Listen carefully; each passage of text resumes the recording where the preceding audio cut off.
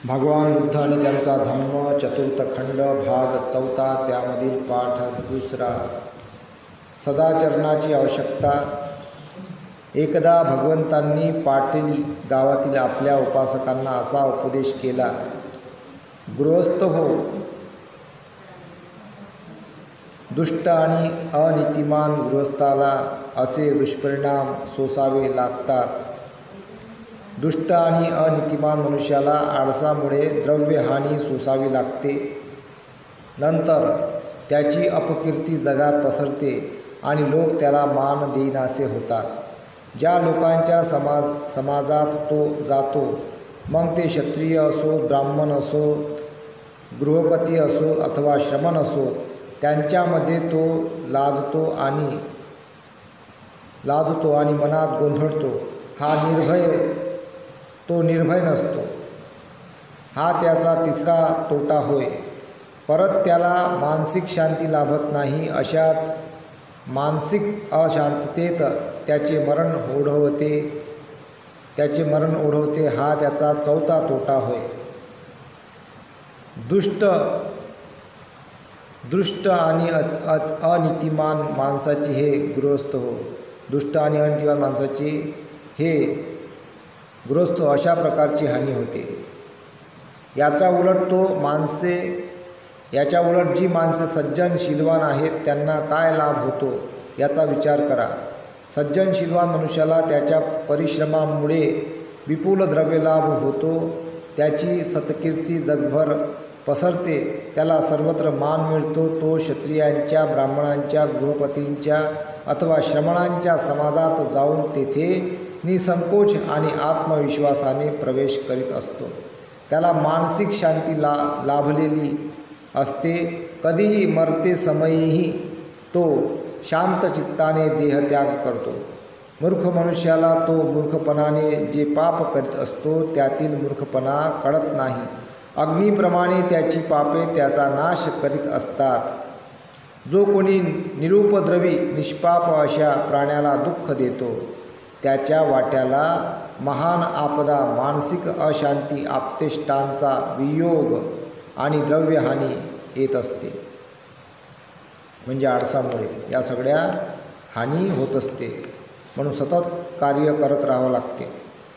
ज्याही क्षेत्रामध्ये असाल ते कार्य सतत करत लागते. काही ना काही हातपाय हलवल्याशिवाय काही नाही भेटत जगात. काही ना काही हातपाय हलवाच लागते. मुंगी बिचारी तिले फिरल्याशिवाय पोट नाही भरत. तर नाही प्रवचन नाही केलं माय कसं होत नाही. मग सगळ्यालाच काही ना काही करावं लागते. सगळ्याला हातपाय हलवावं लागते. काहीच जागेवर कोणालाच आयतं नाही भेटत जगामध्ये, कोणीही असो.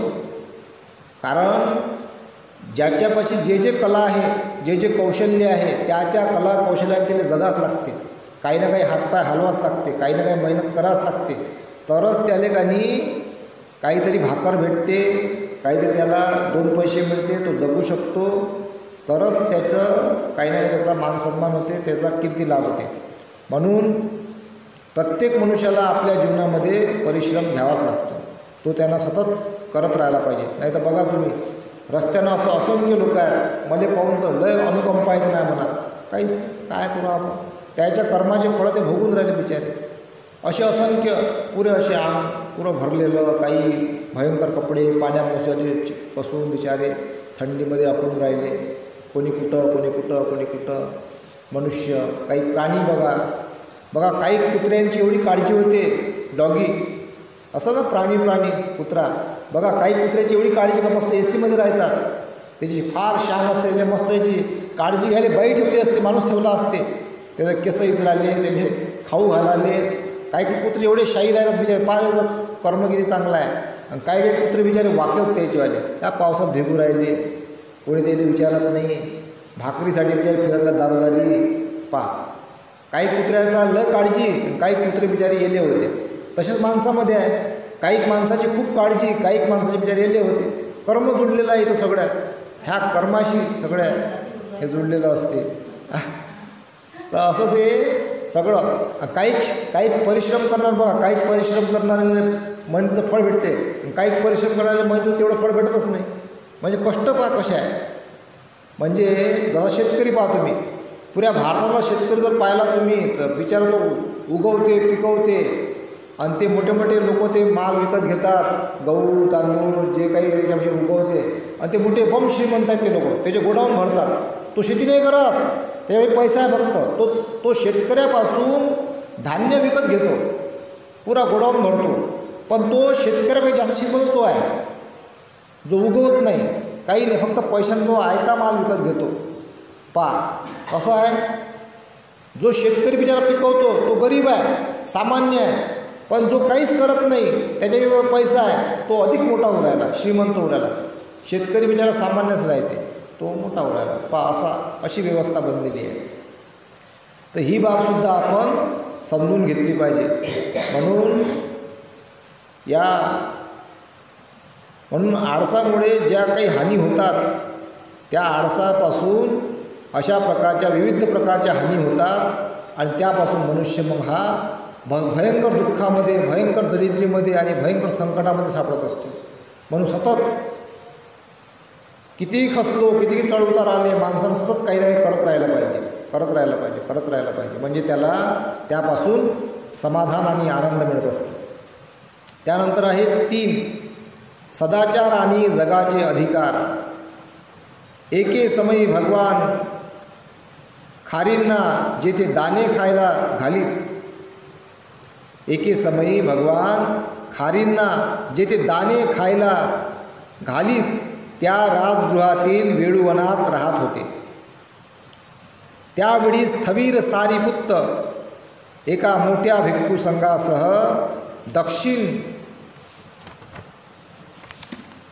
दक्षिण पहाडामध्ये चारिका करीत होता. वाटेत राजगृहामध्ये राहिलेला एक भिक्षू सारीपुत्ताला भेटला. औपचारिक अभिवादनाची प्रकार झाल्यावर सारीपुत्ताने त्याला भगवंताचा कुशल समाचार विचारला. भिक्खूंनी भगवंत व भिक्खूसंघ यांचे कुशल सांगितले. त्याप्रमाणेच सारीपुत्ताने विचारल्यावरून राजगृह नगरात तंडूल पालदार पालाशी राहणाऱ्या धनंजानी ब्राह्मणाचा कुशल समाचार सांगितला. सारीपुत्ताने त्याला पुढे विचारले, ब्राह्मण धनजानी अप्रमादपूर्वक वागतो का? भिक्खूने उत्तर दिले, धनंजानी कसला अप्रमादपूर्वक राहू शकणार? तो राजाचा उपयोग ब्राह्मण आणि गृहस्थ यांना नागवण्यासाठी आणि ब्राह्मण आणि गृहस्थ यांचा उपयोग राजाला लुबाडण्यासाठी करतो. सुशील कुळातून आलेली त्याची सुशील पत्नीही मरण पावलेली आहे आणि त्याने अलीकडे दुसरी पत्नी केली आहे. ती सुशील कुळातील नाही व स्वतःही सुशील नाही. यावर सारीपुत्त बोलला, धनंजानीची प्रमादशीलता ही फार वाईट वार्ता आहे, फार वाईट. एखाद्या वेळी एखाद्या ठिकाणी तो मला भेटेल त्यावेळी यासंबंधी मी त्याच्याशी बोलेल. दक्षिण पहाडातील आपला वास पुरा केल्यानंतर सारीपुत्ताने आपली चारिका पुढे चालू केली आणि तो राजगृहाला आला. तेथे त्याने वेळुवनात वस्ती केली. सकाळी वस्त्र परिधान करून भिक्षापात्र हाती घेऊन तो राजगृहात भिक्षेसाठी गेला. त्यावेळी ब्राह्मण धनंजानी हा त्याच्या गाईचे दूध ज्या कुरणात काढले जात होते तेथे देखरेख करण्यासाठी गेला होता. भिक्षा संपवून परत आल्यावर सारीपुत्ताने भोजन केले आणि नंतर धनंजानीला गाठले. त्यांना येत असलेले पाहून ब्राह्मण त्याला भेटला, पुढे गेला आणि म्हणाला, भोजनापूर्वी आपण दुग्धपान करूया. सारीपुत्ताने उत्तर दिले, नको ब्राह्मणा, माझे जेवण झाले आहे आणि दुपारच्या वेळी मी एका झाडाखाली विश्रांती घेणार आहे. तूच तेथे ये. धनंजानीने ते मान्य केले आणि आपल्या भोजनानंतर तो सारीपुत्ताला भेटावयाला गेला. सारीपुत्ताला अभिवादन करून तो त्याच्या बाजूला बसला. सारीपुत्ताने त्याला विचारले, सदाचरणासंबंधीचा तुझा उत्साह आणि कळकळ कमी झाली ना? तो ब्राह्मण म्हणाला, ती कशी कायम राहणार? कारण मला आता माझे आईबाप, पत्नी, कुटुंब, दास, कामकरी यांचे पालनपोषण करावयाचे असते. याशिवाय ओळखीचे लोक, मित्र, आप्त, इष्ट आणि पाहुणे, अतिथी यांना पाहुणचार करावयाचा असतो. माझ्या मृत पूर्वजांचे श्राद्ध करायचे असते. देवदेवतांना बळी द्यायचे असतात. राजाला कारभार चुकवायचा असतो आणि उपरांत मला स्वतःसाठी मांस आणि पेयाची तरतूद करायची असते. सारीपुत्ताने विचारले, धनंजानी, तुला असे वाटते काय की एखाद्या माणसाने आपल्या आईबापासाठी सदाचरण आणि न्याय यांना सोडून वर्तन केले आणि ह्यासंबंधी त्याला जाब विचारला असताना तो अशी सबब सांगू शकेल काय की मी माझ्या आईबापाची हे सर्व केले, आईबापासाठी हे सर्व केले, त्याच्यासाठी सदाचरण आणि न्याय यांचे उल्लंघन केले म्हणून मला शिक्षा करू नका? नाही, धनंजानी म्हणाला, अशा काही सबबी दिल्या तरी दैवीचा कारावास चुकणार नाही. सारीपुत्त तो स्वतः किंवा त्यांची पत्नी आणि कुटुंब त्यांच्या संबंधी असे समर्थन करू लागले की त्याने केलेले न्याय आणि सदाचरणाचे उल्लंघन हे आमच्यासाठी केले तर त्याचा काही उपयोग होईल काय?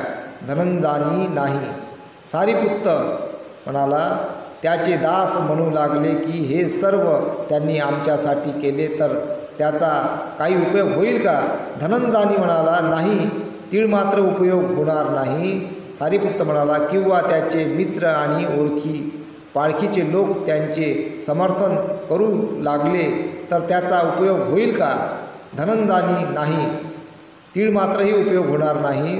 किंवा त्याचे आप्तेष्ट आणि अतिथी त्यांचे समर्थन करू लागले तर त्यांचा काही उपयोग होईल का?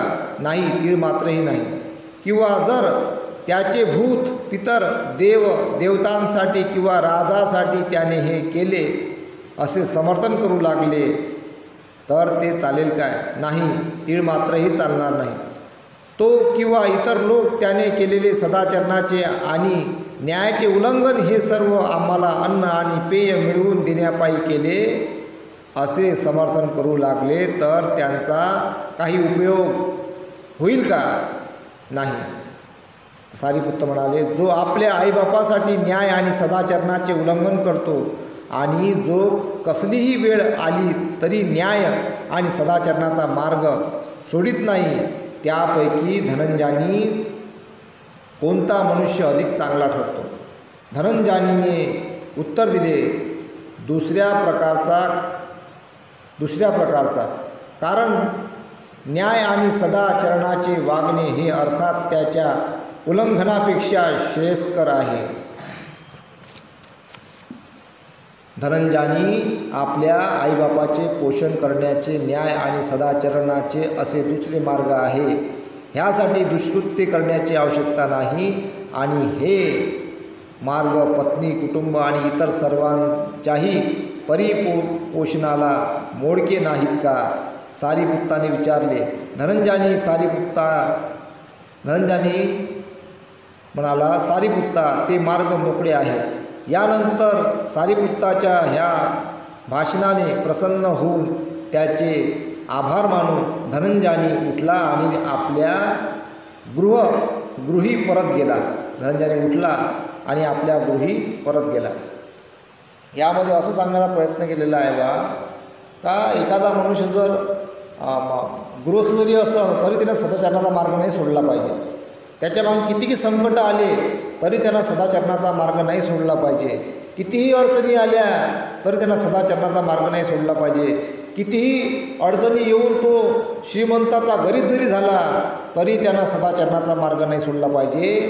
कारण सदाचरणाचा मार्ग हा कुशल होता, आजही कुशल आहे आणि उद्याही कुशल राहणार. सदाचरणाच्या मार्गापासून कधीही कुठल्याही प्रकारची हानी होत नाही. काही जणाला असं वाटते का बा आता श्रीमंत व्हायचं आहे तर मग वाईट मार्गाने मग पैसा कमवा, असं काही जणाला वाटते. मग त्यानं सदाचरणाचा मार्ग सोडला तर त्याला वाईट मार्गाने जरी पैसा कमवला तर त्याला दुःख भोगावं लागेल लगेच किंवा येणाऱ्या काळात किंवा कालांतराने. म्हणून सदाचरणाच्या मार्गानंच आपलं जीवन कंठित केलं पाहिजे. तो मग गरीब असो, मध्यमवर्गीय असो की श्रीमंत असो, सदाचरणाचा मार्ग कुठल्याही परिस्थितीमध्ये सोडता कामा नये. ज्यानं सदाचरणाचा मार्ग सोडला तो भयंकर मग दुःखामध्ये, भयंकर दरिद्रीमध्ये, मग कुठल्याही याच्यामध्ये परिस्थिती दुःखाची कोसळू शकते.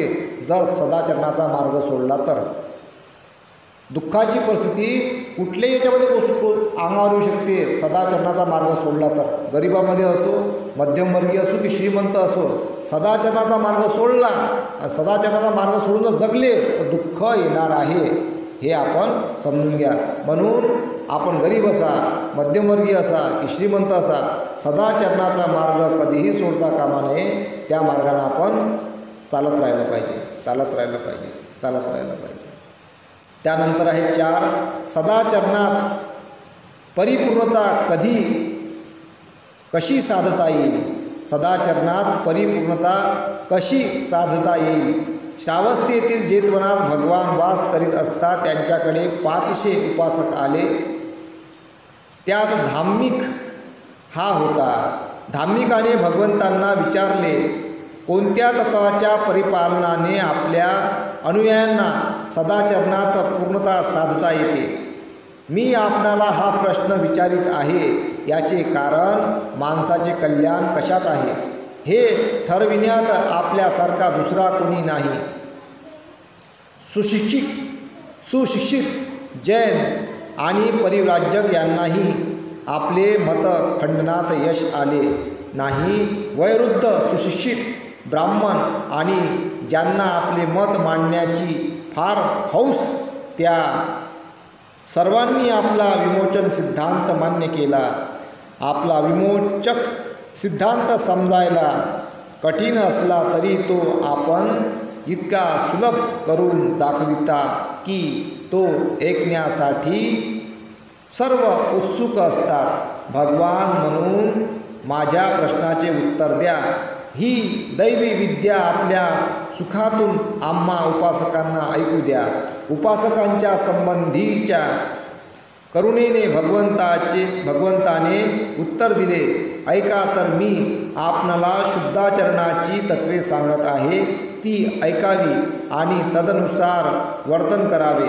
हत्या करू नका, देहांत शासन करू नका, हिंसेला अनुज्ञा देऊ नका. कोणत्याही प्रकारच्या जीवाला, मग तो सबल असो अथवा दुर्बल असो, दुःख देऊ नका. उपासकांनी स्वतः चोरी करू नये, दुसऱ्याला चोरी करण्याची परवानगी देऊ नये अथवा चोरीला संमतीही दर्शवू नये. जे स्वेच्छेने दिले जाते तेवढेच घ्यावे. अब्रह्मचर्य जणू काय अग्नीची गर्त आहे असे समजून त्याचा त्याग करावा. ब्रह्मचर्या साधत नसेल तर निदान विवाहित परस्त्रीशी समागम करू नये.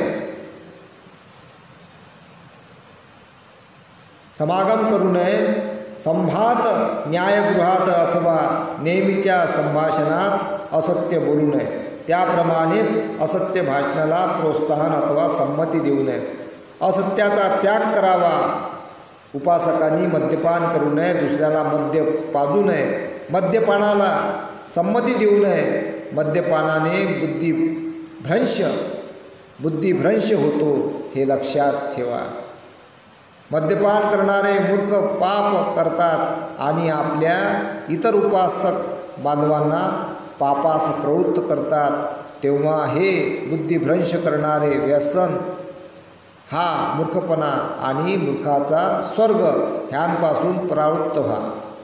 हत्या करू नका, चोरी करू नका, खोटे बोलू नका, उन्मादक पेय सेवन करू नका, व्यभिचार करू नका, भर रात्री कुग्रास अन्न सेवन करू नका, गंधमाला धारण करू नका, आपला बिछाना भूमीवर पसरा. प्रत्येक उपोषणाच्या दिवशी हे व्रत ग्रहण करा आणि शुद्ध अंतकरणाने हे अष्टांगिक व्रत सणासारखे पाळा. प्रांतकाळी हे व्रत ग्रहण करून धर्मशाली व श्रद्धायुक्त चित्ताने याचकांना अन्नपाणी दान करा. आपल्या आईबापांचा मान राखा, चांगला व्यवसाय करीत जा. या मार्गाचे एकनिष्ठतेने अवलंब करणारा उपासक उच्च पद प्राप्त करील. म्हणजे याच्यात म्हटलं गेलेलं आहे का बा पंचशिलाचं पालन करा. जर तुमच्यासोबत पतिपत्नी असाल तर पंचशिलाचं पालन आवश्यक आहे. आणि जर तुम्ही कॉलेजचे मुलं मुली असतील त्यांना अष्टशिलाचं पालन करावं लागते. आणि पंचशिलाचं पालन करूनसुद्धा उपवास पकावं लागते. आणि अष्टशिलाचं पालन करूनसुद्धा महिन्यातून 4 दिवस त्याचं काटेकोरपणे सणासारखे उत्सवासारखे सणासारखे तुम्हाला उपवास पाळावं लागते. पौर्णिमा, अमावस्या, 2 अष्टमी. पौर्णिमेच्या दिवशी अमावस्याच्या 1 दिवसा अगोदर आणि अष्टमीच्या दिवशी तुम्हाला उपवासात सणासारखे आनंदानं त्याचं पालन करावं लागते. जेणेकरून पतिपत्नीचा विश्वास हा अधिक घनिष्ठ आणि प्रामाणिक तयार होतो आणि त्याच्यामध्ये कधीही दुरावा निर्माण होत नाही. तलाक दूरची गोष्ट झाली. मग भांडणंच नाही होत, लय चांगलं राहतात प्राणात. मग चांगले शब्द बोलतात मस्त आणि त्याच्यामध्ये मैत्री उत्पन्न होते, घनिष्ठ मैत्री होते आणि कुठल्याही प्रकारचा वादविवाद होत नाही आणि एकामेकाचा मान सन्मान मग ते राखतात. नाही तर मग बापा काय भांडणं होतात, झुपट्याच पकडतात एकामेका, लयच भांडणं. म्हणून हे पकडावं लागते. पंचशिलाचं पालन, अष्टशील, उपवास व्रत हेचं पालन करावं लागते. मग भांडणं होत नाही, कलह होत नाही, दुःख येत नाही. म्हणून आपण याचं पालन केलं पाहिजे. यानंतर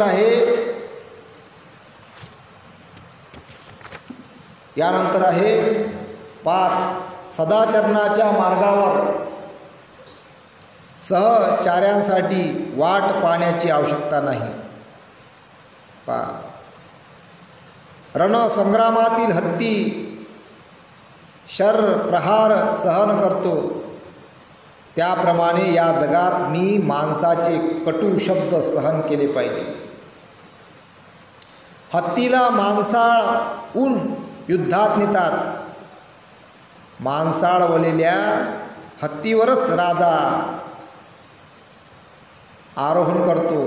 त्याप्रमाणे ज्याला कटू शब्दाने राग येत नाही तोच सर्वोत्कृष्ट सुसंस्कृत मनुष्य होय. शिकवलेली खेचरे चांगली असतात. सिंधू देशातील जातिवंत अश्व आणि बलवान गजराज हे सर्व खरोखर चांगले असतात. परंतु या सर्वाहून आत्मसंयमी पुरुष श्रेष्ठ होय. अश्व, गज ही सर्व वाहने आपणाला निर्वाणाला नेऊ शकत नाहीत. या त्या मार्गावर आत्मसंयमाचे आत्मवाहनच चालू शकते. अप्रमादी राहण्यात आनंद माना. आपल्या विचारावर अविश्रांतपणे लक्ष असू द्या. ज्याप्रमाणे चिखलात रुतलेल्या हत्तीला मोठ्या श्रमाने बाहेर काढतात त्याप्रमाणेच प्रयासाने स्वतःचे कुमार्गापासून विमोचन करा. बघा, कुमार्गापासून विमोचन करा म्हणजे वाईट मार्गापासून चांगल्या मार्गाकडे वळा. सद्वर्तनी दृढ मनाचा आणि बुद्धिमान असा सहप्रवासी तुम्हाला आढळला तर आपल्या सर्व चिंता मागे टाकून आनंदाने त्याच्या मागून चालू लागा. म्हणजे बा एखादा समजा नवीन जोडपं आता बनणार आहे, त्याला एखाद्याला चांगला सापडला, एखाद्याला चांगली सापडली तर तिच्या मागे म्हणते चालत राहा, म्हणजे तुम्हाला आनंद मिळेल, त्याच्या मागे चालत राहा. किंवा आपला आता बा पतीनं दारू सोडली बा, सुधारले आता, पण त्याच्या मागे चालत राहा, मग सुधारले आता, बदल झाली बा, आनंद आहे, मागे चालत जा. किंवा सोबतीला चांगला साथीदार भेटला बा, त्याच्या मागे चालत राहा म्हणते. मग पती असो पत्नी असो, चाला सोबत चांगले मस्त आनंदात राहा, खुश राहा, मस्त खुश. सदवर्तनी दृढ मनाचा आणि बुद्धिमान सहप्रवासी तुम्हाला सापडला नसेल तर शत्रूने पाठलाग चालविलेला राजा ज्याप्रमाणे आपले राज्य सोडून वनातील गजराजा प्रमाणे एकटाच पुढे जातो, त्याप्रमाणेच तुम्ही आपल्या मार्गावर एकटेच जात राहा. तुम्ही आपल्या मार्गावर एकटेच जात राहा. भगवंत म्हणतात कुठल्याही अवस्थेमध्ये असा तुम्ही, गृहस्थी असा, एकटे राहा, कशी राहा, जर तुम्हाला सोबतीला म्हणते जर कोणी चांगला साथीदार जर नाही भेटला आणि अशी परिस्थिती आली का आता एकटंच राहणं योग्य आहे, तर भगवंत म्हणतात का तुम्ही मग एकट्यानं प्रवास केला पाहिजे, म्हणजे हानी होणार नाही, हिंसा होणार नाही, नुकसान होणार नाही. आणि मग भगवंत म्हणतात का तुम्ही त्या मार्गावर, सदाचरणाच्या मार्गावर एकटेच जात राहा, म्हणजे कुठल्याही प्रकारचं नुकसान होणार नाही आणि कुठल्याही प्रकारची हानी होणार नाही. एकांत पत्करला, परंतु मूर्खाची मैत्री नको, दुष्कृत्य न करता एकटेच राहा, आपल्या गरजा मर्यादित करून एकटेच राहा. म्हणजे मग भगवंत म्हणतात जर तुम्हाला चांगला सोबती नाही भेटला, सोबती कशाला जास्तीत जास्त घेणं लेखा थोडीशी घे, दारूच पाजतात, मग नाही तर मग गांजा प्या वापर, नाही तर पैसे कमवायचे कोणते तरी कामं, काही कामाची गोष्ट नाही. तर भगवंत म्हणतात का बघ तुम्हाला जर इथं नुकसानच होऊन राहिलं तर मग अशा राज्याची संगती करू, तुम्ही चांगले आहे ना, तुम्ही बिघडसाल मग यासोबरोबर राहून, मग बिघडल्यापेक्षा भगवंत म्हणतात मग एकटेच राहा, एकट्याची एकांत पत्करा म्हणते, एकटं राहायची सवय पाडा, म्हणजे तुम्ही दुःखीच होणार नाही, तुम्हाला जीवनात दुःख शिणार नाही, त्यापासून दूर राहायचं तुम्ही. एकांत पत्करला, परंतु मूर्खांची मैत्री नको, दुष्कृत्य न करता एकटेच राहा, आपल्या गरजा मर्यादित करून एकटेच राहा. गरजा मर्यादित करा. मग बा गरजा कोणत्या मर्यादित असते, पहिले का परफ्यूम होतं काय, आता परफ्यूम लावतात लोक, वासने आला पाहिजे म्हणते अंगाला, जास्त सेंट मारतात, आंघोळ करून घ्यायची, एक वेळा 2-3 वेळा करा आंघोळ बापा. म्हणजे गरिबीची परिस्थिती आहे बा, जास्त पैसे नाही आहे जवळ, तर मग काय केलं पाहिजे, परफ्यूम सोडून द्यायचा. आता बा आपली परिस्थिती डाऊन आहे, परफ्यूम दूर, हां झालं. ड्रेस नाही घ्यायचे जास्त, मग 3 ड्रेस आहे का 3-4 ड्रेसामध्ये भागवायचा आपला, जास्त ड्रेस नाही घ्यायचे, तेवढ्याच गरजा कमी करायच्या. मग जास्त बा इलेक्ट्रिक बिल जास्त येते का इलेक्ट्रिक बिल, तर 3 लाईट लावा, एकच लाईट लावायचा, त्याचं भागवायचं. थंडीचा वेळ आहे का तर पंखा नाही लावायचा, मग मच्छरदाणी आणायचे, त्यात पंख्याचं बिल वाचते, मच्छर दिसणार नाही. म्हणजे जिथं तुम्हाला वाचवता येईल तिथं वाचवा म्हणते. पहा भगवंताने किती काळजी घेतली मनुष्य मात्रांची, ह्या तुम्हाला त्याचा सविस्तर सांगून राहिलो मी. किती भगवंत अनुकंपावाले होते का, त्यांना माहीत होतं का येणाऱ्या काळात बा गरजा वाढतील लोकांच्या, हाव वाढेल लोकांची, हे घेऊ दे, ते घेऊ दे, ते घेऊ दे. मग भगवंताने मार्ग सांगितला का बा आपल्या ज्या गरजा आहे त्या कमी करा. म्हणजे माणसानं मग जास्त गरजा लावल्या ना, मग आता परिस्थितीच नाही, प्यायची सवय लावली, दारू प्यायची सवय. पा गरीबाला, श्रीमंत माणूस मेलाही दारू पिऊन तर त्याची प्रॉपर्टी आहेच त्याच्या पुढच्या पिढीले काहीतरी, पण गरीबाच्या पाशी काय आहे, तोही पिऊन मरते. पेणं तर वाईटच आहे, पण काहीच नसल्यावरही तरी पेतात, गरजा वाढवल्या, अजून पैसा नासोडा, राहिलं काहीच नाही, मग पुरी जिंदगी बरबाद. म्हणून व्यसन करणं कुठल्याही याच्यामध्ये असा, तुम्ही गरीब असा, मध्यमवर्गीय असा की श्रीमंत असा, व्यसन करणं वाईटच आहे. मग गरजा कमी करून टाकायच्या, म्हणजे हानी होणार नाही. त्यानंतर म्हटलेलं आहे एकटेच राहा, आपल्या गरजा मर्यादित करून एकटेच राहा. वनातील गजराज एकटाच खात फिरतो, त्याप्रमाणे एकांत पत्करा. एकटंच मस्त बनवायचं आपलं जेवण, चांगलं जेवायचं, तसा हत्ती विचार आहे, एकटाच राहते मस्त, चालला चोरत, इकडं जाऊ दे तिकडं जाऊ दे, मस्त फिरते एकटाच राहते विचार. मग आपलं एकटा राहायला माणूस कोणी होतं ना, मेरे पती चले गए, माया एकुलता एक मुलगा चालला गेला. मग रडत बसता काय? रडत नाही बसायचं, मस्त आपलं दिनचर्या करायची, मस्त चांगली परिश्रम करायचा, मस्त आपलं एकटं बनवायचं, मस्त खायचं, मस्त सुखानं राहायचं. हे धम्म शिकवते आपल्याला या गोष्टी. वनातील गजराज एकटाच खात फिरतो, त्याप्रमाणे एकांत पत्करा, कुविचार मनातून उखडून टाका. ते उखडून टाकण्याचा मार्ग असा आहे. जरी दुसरे उपद्रव करीत असले तरी मी उपद्रव करणार नाही, असा निग्रह करून कुविचार उखडून टाका. जरी दुसरे हत्या करीत असले तरी मी हत्या करणार नाही. जरी दुसरे चोरी करीत असले तरी मी चोरी करणार नाही. जरी दुसरे पवित्र जीवन आचरित नसले तरी मी ते आचरणारच. जरी दुसरे खोटे बोलत असले, निंदा करीत असले, विरुद्ध बोलत असले तरी मी तसे करणार नाही. जरी दुसरे लोभाविष्ट असले तरी मी परधनाचा लोभ धरणार नाही. जरी दुसरे मत्सरी असले तरी मी इतरांच्या बद्दल सदिच्छा बाळगीन. जरी दुसऱ्यांची दृष्टी, संकल्प, वाणी, कृती, उपजीविकेचे मार्ग, साधना, स्मृती, समाधी चुकीची असली तरी तुम्ही मात्र सम्यक दृष्टी, सम्यक संकल्प, सम्यक स्मृती, सम्यक समाधी चुकीची असली तरी तुम्ही मात्र सम्यक दृष्टी, सम्यक संकल्प, सम्यक वाचा, सम्यक कर्म, सम्यक आजीविका, सम्यक व्यायाम, सम्यक स्मृती आणि सम्यक समाधी या अष्टांग मार्गाचा अवलंब करा.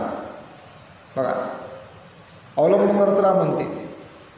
जरी दुसरे आर्य सत्यासंबंधी, मोक्षासंबंधी चुकत असले तरी तुम्ही मात्र त्यासंबंधी बरोबर राहण्याचा प्रयत्न केला पाहिजे. जरी दुसरे आळस, सुस्तपणा यांनी पछाडलेले असले तरी तुम्ही मात्र या दोषांपासून मुक्त असले पाहिजे. जरी दुसरे गर्वोद्धत असले तरी तुम्ही विनयशील राहिले पाहिजे. जरी दुसरे शंकांनी पछाडलेले असले तरी तुम्ही निशंक राहिले पाहिजे. जरी दुसरे क्रोध, दुष्ट बुद्धी, द्वेष, मत्सर, कार्पण्य, लोभ, ढोंग, कपट, निर्बुजपणा, उद्धटपणा, आगाऊपणा, नीतिहीनता, शिक्षणाचा अभाव, सुस्तपणा, गोंधळ, अज्ञान यांनी युक्त असले तरी तुम्ही मात्र त्याच्या उलट असले पाहिजे. बघा, म्हणजे भगवंतांनी पूर्ण सांगून दिलेलं आहे का बा कोणी कितीही याच्यात चालला असेल तर आपण आपला चांगला मार्ग नाही सोडला पाहिजे. चालत राहा. म्हणजे तुमचं कधीही जीवनात दुःख येणार नाही. आलं तर पटकन निघून जाते आणि आपण त्याला बल प्राप्त होत राहते, चांगलं आपण जगत राहतो. नाहीतर काय होते, एकच माणूस सगळ्याला बैकून टाकते. एकच मनुष्य, म्हणजे स्त्री असो पुरुष असो, एकानं हे केलं का बस झालं, एखाद्याबद्दल बोललं का झालं सगळं वाईटच वाईट, निंदा नालस्तीस पुरं बिघडून टाकते का. म्हणून आपली स्वतःच्या बुद्धीचा उपयोग करून आपला चांगला मार्ग आपण नाही सोडला पाहिजे. नाहीतर एखादा आपल्याला चोरी करणं शिकवते, एखादा आपल्याला निंदा करणं शिकवते, एखादा आपल्याला खोटं बोलणं शिकवते, तर आपण ते तसं बिघडता कामा नये. सदाचरणाचा मार्ग आपण सतत चालण्याचा आपण प्रयत्न केला पाहिजे. नाही तर एखाद्यानं घेतला हरभरा, बाई तूही घेऊन थोडंसं, काय होतं कोणीच तर नाही इथं, घ्या हरभरा, झाली चोरी. ज्यांना पिकवला बिचारानं मेहनतीनं त्याला माहीतच नाही. म्हणून अशा प्रकारचं आपण जरी दुसरा जात असेल तर आपण त्या मार्गाने जाण्याचा प्रयत्न करू नये. उलट त्याला म्हणायचं बा घेऊ नको, दोष लागला तरी ऐकत नाही तर मग तो त्याचं भोगत. पण आपण आपलं काम केलं कारण आपण त्याच्यापासून मुक्त झालो. तर आपण आपलं चांगलं काम करत राहायला पाहिजे आणि आपण दोषातून मुक्त झाले पाहिजे. आपण असंच सदाचरणाच्या मार्गाने चालत राहाल अशी मी आशा बाळगतो आणि इथेच थांबतो. साधू साधू साधू.